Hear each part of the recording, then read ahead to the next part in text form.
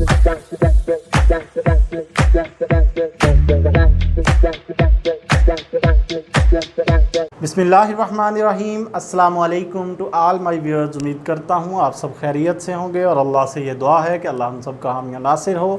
आज हम theorem number 12.2 करने जा रहे हैं, यानी कि दूसरा मसला हम करने जा रहे हैं और ये फ़र्स्ट थ्योरम का कन्वर्जन है, यानी अक्स है उस मसले का। क्योंकि अगर आपको फ़र्स्ट प्रॉब्लम की स्टेटमेंट याद हो तो उसमें हमने लिखा था अगर कोई नुक्ता अमूदी नासफ़ पर है तो वो उसके सिरों से मसावियुल फासला होगा, यानी सिरों से उतने ही फासले पे होगा, दोनों से इक्वल फासले पे होगा। अब यहाँ पे है वो कहता है कि पहले उसने दे दिया कि एक point any point is equi distant. पहले उसने बता दिया कि अब वो नुक्ता मसावियुल फासला पे है, यानी उसका सिरों से फासला मसावी है। तो फिर ये साबित करें कि वो किसके ऊपर है जी, अमूदी नासफ़ के ऊपर वाक़या है, यानी it is present on the right bisector. उसमें हमें ये पता था कि बाइसेक्टर पे है, तो फिर हमने बताया था कि ये मुसावियुल फासला होता है। अब हमें ये पता है कि मुसावियुल फासला है वो पॉइंट, लेकिन अब ये बताना है कि ये अमूदी नासफ़ पर वाक़या होगा। तो सबसे पहले हम इसकी डायग्राम देख लेते हैं। अगर हम डायग्राम को देखते हैं, फॉर एग्ज़ाम्पल हमारे पास जी ये एक लाइन है जिसका नाम हम रख लेते हैं ए और बी। सेम उसी तरह ए और बी हमारे पास लाइन है, ये हम कहते हैं जी इसका पॉइंट कोई पॉइंट पी है जो कि मसावियुल फासला है। ये मसावियुल फासला से मुराद कि जितना फासला इसका ए से है उतना ही फासला इसका बी से है। फ़र्ज़ कर रहे हैं आपने ये स्केल के ज़रिए से बनानी है ताकि इक्वल फासला होना भी चाहिए। और इसका हमने नाम क्या रखा है जी, पॉइंट पी। ये हमारे पास पॉइंट क्या है जी, पी। अब देखते हैं कि हमारे पास गिवन क्या है। गिवन को आप क्या बोलते हैं, मालूम। मालूम उसने क्या दिया कि हमारे पास एक लाइन है ए बी और उसके ऊपर जो है वो पॉइंट पी मौजूद है। उनसे मुसाविल फासला पॉइंट पी इस तरह से मौजूद है कि पी ए जो है वो इक्वल टू है किसके, पी बी के, यानी जितना फासला पी का ए से है उतना ही फासला पी का बी से है। ये हमारे पास क्या है, गिवन। आपने ये सारी चीज़ें बुक से करनी है, मैं सिर्फ आपको हिंट दे रहा हूँ कि आपको समझ आ जाए कि ये कहाँ से। आपने लिखते हुए याद करते हुए एज़ इट इज़ बुक को फॉलो करना है। समझने के लिए आप सिर्फ ये करें कि बुक को अपने साथ साथ खोले रखें, जो जो चीज़ें लिखी हुई हैं वो मैं रीड आउट भी करूँगा बुक से और आपको समझ भी आ जाए। इसका मकसद सिर्फ ये है, यहाँ पे सिर्फ पॉइंट आउट मैं करूँगा इन चीज़ों को। अब गिवन हमारा ये हो गया, उसके बाद हमने क्या करना होता है, टू प्रूव, जिसे हम उर्दू में क्या कहते हैं जी, मतलूब। मतलूब हमारा क्या है, मतलूब हमने ये करना है कि जो P है it is on right bisector, यानी उर्दू वालों के लिए कि ये जो नुक्ता P है ये अमूदी नासफ़ पर वाक़या है। ये जो पॉइंट P है ये अमूदी नासफ़ पर वाक़या है। तो अब हमने क्या करना है जी, कंस्ट्रक्शन। कंस्ट्रक्शन के अंदर हमने, जिसको हम उर्दू में क्या कहेंगे, अमल। तो अमल में हमने क्या करना है, सिर्फ इस P को ए बी के ऊपर पॉइंट C से मिला देना है और इस पॉइंट का नाम क्या होगा, C। दैट मीन्स कि जो पी सी है ये अमूद है किसके ऊपर, पॉइंट लाइन ए बी के ऊपर। ये चीज़ आ गई हमारे पास। अब हम इसकी स्टेटमेंट्स और रीज़न्स पढ़ लेते हैं, साथ साथ मैं आपको बुक से भी इसको रीड आउट करवा दूँ। देखें जी, गिवन क्या है, ए बी हमारे पास एक लाइन है ए बी, उसके ऊपर वो कहता है पॉइंट पी इस तरह से है कि उसका पॉइंट पी का ए से फासला पी ए इक्वल टू है किसके, पी बी के, यानी बी से फासला दोनों ये क्या हो गए, उसके आपस में बराबर हो गए। दूसरा है मतलूब, यानी कि to prove the point P जो है ये कहाँ पे है, अमूदी नासफ़ पर वाक़या है, राइट बाइसेक्टर पे वाक़या है, जो कि अमूद है किसका, ए बी का। और कंस्ट्रक्शन में हमने सिर्फ यही किया कि P को C से मिलाया, जो कि मिड पॉइंट है किसका, ए बी का। आप ये कह सकते हैं पी सी अमूद आएगा, ये तो चलें आप यहाँ पे ना भी लिखे, बहरहाल है तो ये अमूद ही, लेकिन आपने कंस्ट्रक्शन में सिर्फ ये बता दिया कि P को C से मिलाया और C कहाँ पे मौजूद है, mid point of A B के मिड पॉइंट में ये मौजूद है। अब ज़रा स्टेटमेंट और रीज़न पे चलते हैं।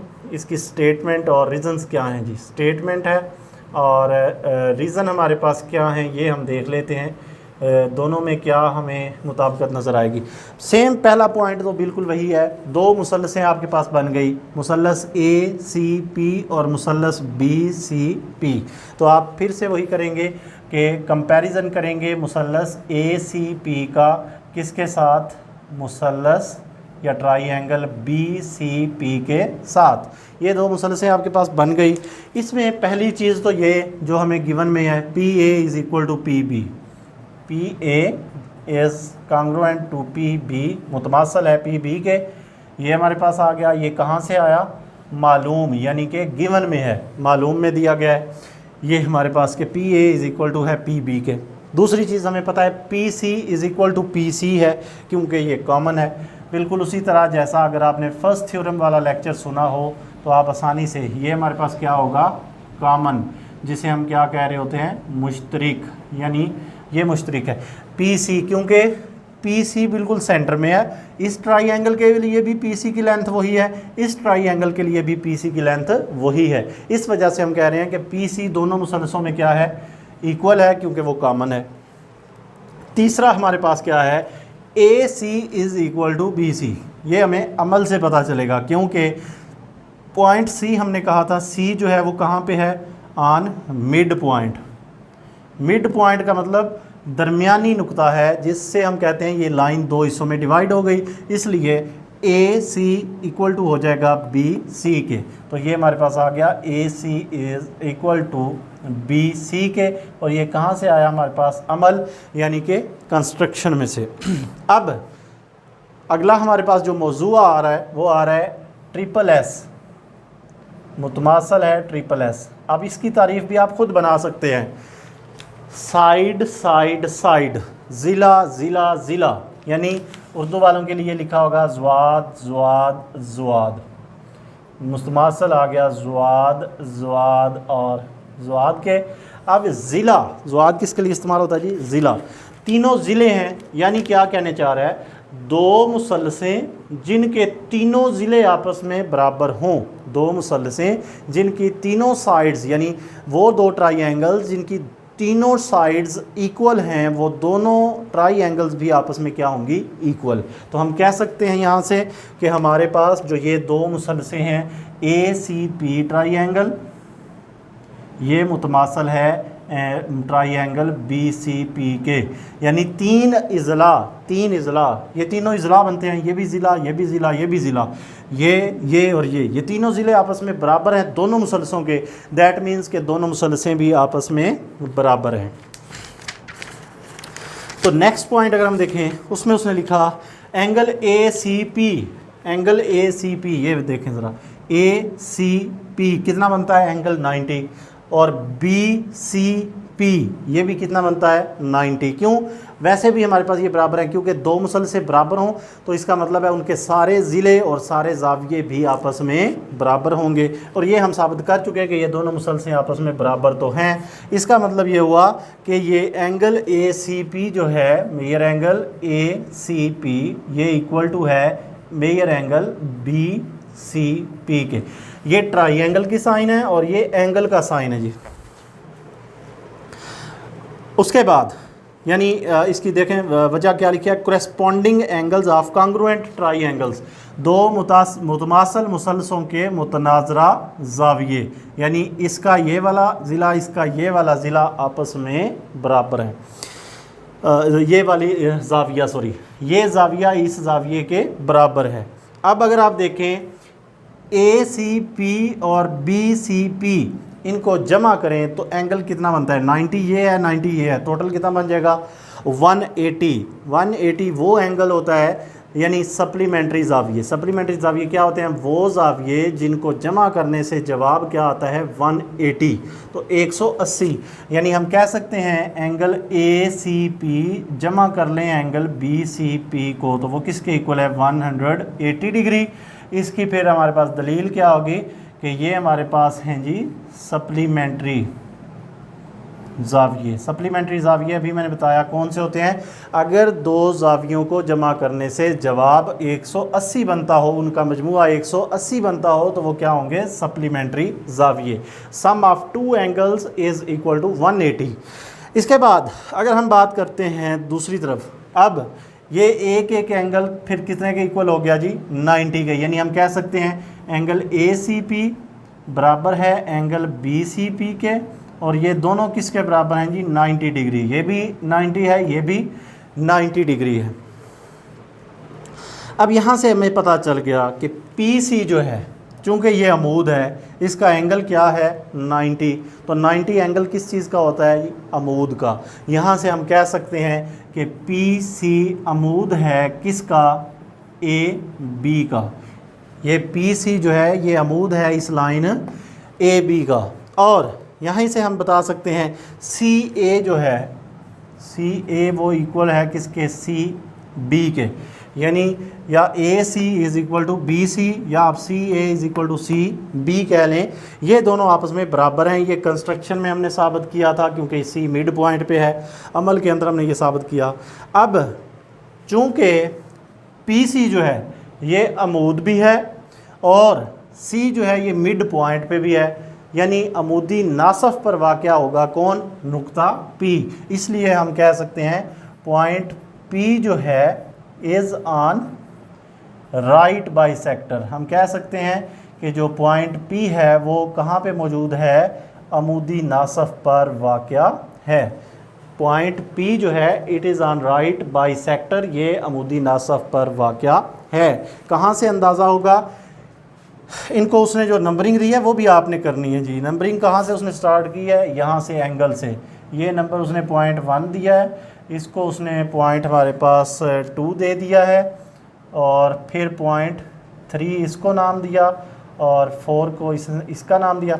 तो ये कह रहा है कि 3 और 4, 3 और 4 की रू से अगर यहाँ हम लिख लें 3 और 4, इन दोनों की रो से ये हमारे पास साबित हो जाता है कि जो पॉइंट P है ये कहाँ पे मौजूद है, on the right bisector of AB। तो यही हमने साबित करना था। उम्मीद करता हूँ आपको इसकी समझ आ गई होगी। अगर कहीं पे कन्फ्यूजन है तो काइंडली कमेंट्स के अंदर अपनी राय का इजहार ज़रूर कीजिएगा। अब दोबारा से मैं एक दफ़ा बता देता हूँ, जनरली सरसरी सा थोड़ा सा मैं बता दूँ कि हमारे पास एक लाइन AB है और उस लाइन के ऊपर एक नुक्ता जो मौजूद है जो इस लाइन के सिरों से मसावियुल फासला है, यानी जितना फासला PA का है उतना ही फासला PB का है। अब ये PA is equal to PB हो गया। मतलूब हमारा क्या है कि जो P पॉइंट है, ये वाला P पॉइंट, ये इसके ऊपर जो है वो अमूदी नासफ के ऊपर वाक़या है, अमूदी नासफ के ऊपर वाक़या है। ये हमने साबित करना है। हमने अमल में क्या किया, P को C से मिला दिया, और C कहाँ पे है, हमने कहा कि मिड पॉइंट के ऊपर है। मिड पॉइंट पे होने का मतलब है AC का फासला BC के फासले के बराबर है।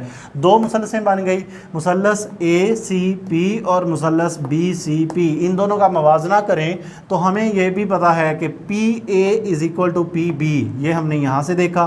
फिर हमें पता है PC is equal to PC, क्योंकि ये कामन है, दोनों मुसल्सलों के लिए बराबर है। तीसरा हमें यह पता है कि AC is equal to BC, ये हमने अमल के अंदर साबित किया था, तो ये आ गया AC is equal to BC। अब तीन ज़िले जो हैं, तीनों इज़ला बराबर हैं दो मुसल्सलों में। तीनों इज़ला बराबर होने का मतलब है कि दोनों मुसल्सें भी आपस में बराबर हैं। अगर दो मुसल्सें आपस में बराबर हैं दैट मीन्स कि उसके हर जाविया और हर ज़िला भी आपस में बराबर हैं। इसलिए हम कहते हैं एंगल ACP बराबर है एंगल BCP के, यानी इस मुसल्लस का ACP एंगल, इस मुसल्लस का BCP एंगल, दोनों आपस में एक दूसरे के बराबर हैं। और ये कितने हैं, 90 के इक्वल हैं। तो 90 प्लस 90 करें तो 180 बनता है। और मैंने आपको बताया कि सप्लीमेंट्री जाविये कौन से होते हैं, अगर दो जावियों को जमा करने से आंसर 180 आए तो वो क्या होते हैं, सप्लीमेंट्री। दूसरी किस्म कौन सी होती है, कंप्लीमेंट्री जाविये। अगर कोई से दो जावियों को जमा करने से जवाब 90 आए वो होते हैं कंप्लीमेंट्री। जैसे 60 जमा 30 कर लें तो 90 बनता है, 45 जमा 45 कर लें तब भी 90 बनता है। वो क्या होते हैं जी, कंप्लीमेंट्री जाविये। अब चूँकि ए सी पी और बी सी पी 90 के बराबर हैं, इसलिए अब हम कहते हैं कि सी जो है ये पी और सी, पी सी जो लेंथ है ये ए बी के ऊपर अमूद भी है और सी पॉइंट चूँकि मिड पॉइंट पे भी है, तो इस वजह से हम कहते हैं पॉइंट पी जो है ये राइट बाइसेक्टर के ऊपर मौजूद होगा। यहाँ पे हमारा ये लेक्चर एंड होता है। उम्मीद करता हूँ आपको समझ आई होगी। अगर कहीं पे प्रॉब्लम है काइंडली आप इसको कमेंट्स के अंदर अपनी राय का इजहार ज़रूर कीजिएगा। इंशाअल्लाह उस कन्फ्यूजन को दूर करने की पूरी कोशिश करेंगे। तब तक के लिए अब मिलेंगे इंशाअल्लाह नेक्स्ट लेक्चर में, और तब तक के लिए अल्लाह हाफ़िज़।